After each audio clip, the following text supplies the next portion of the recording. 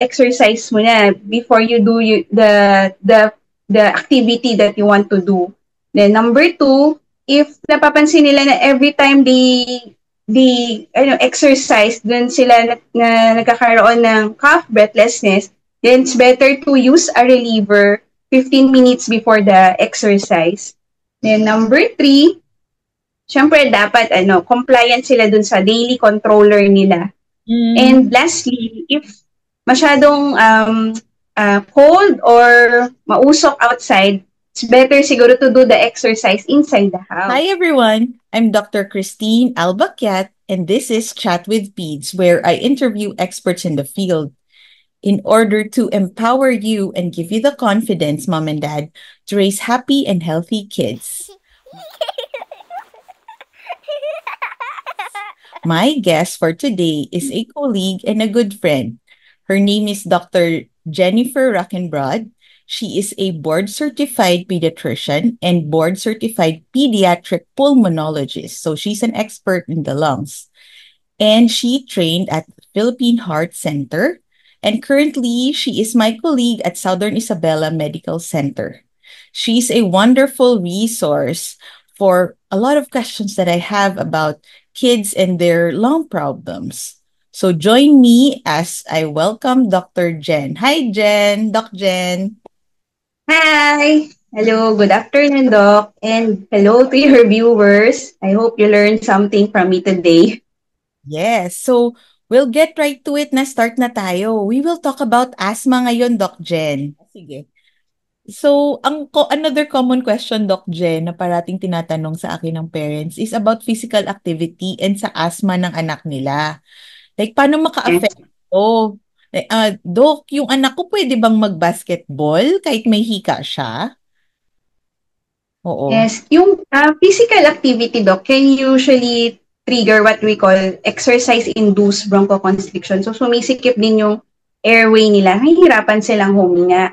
But that is usually happens kapag hindi controlled yung asthma nila. But if it's controlled, Doc, bihira yun mangyari. Actually, yun yung isa sa mga ina-ask mo ng sign ng symptom control if they have breathlessness or cough after an activity. So, sign yun na uncontrolled yung asthma nila. So, if controlled, bihira yun mangyari. And also, there are ways to mitigate that bronchoconstriction. Ang mga ina-advise is number one, dapat may warm-up exercise muna before you do the activity that you want to do.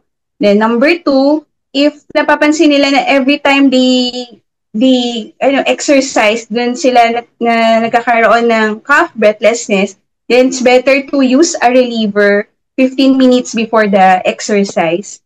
Then number three, syempre dapat compliant sila dun sa daily controller nila. And lastly, if masyadong cold or mausok outside, it's better siguro to do the exercise inside the house.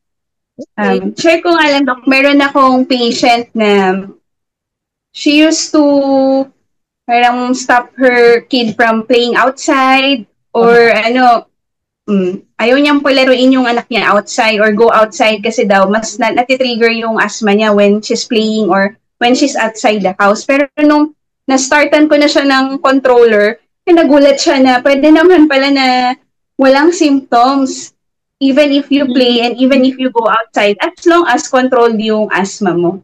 That's nice. That's nice. So that's good news para sa parents na first, basta nakokontrol lang ang asthma, pwede.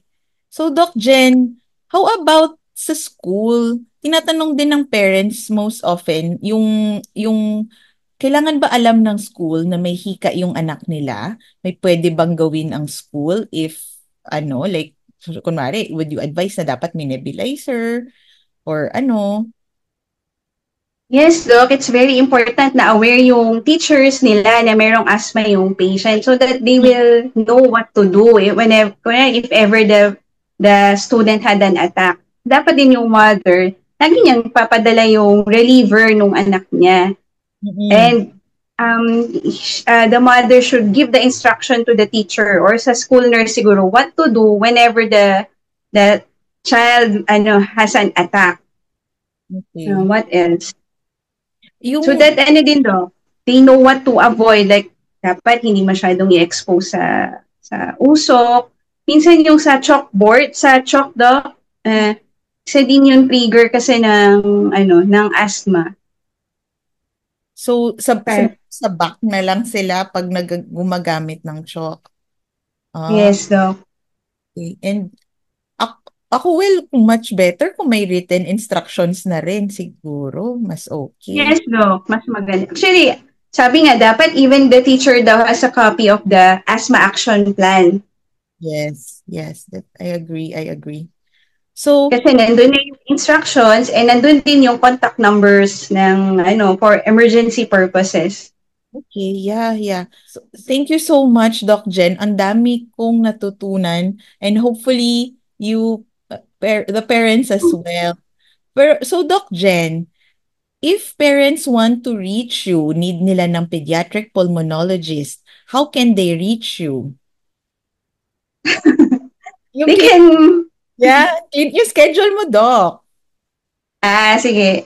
I have a clinic at Isabela Doctors General Hospital in Ilagan, Doc. Wednesday, Thursday, and Saturday morning.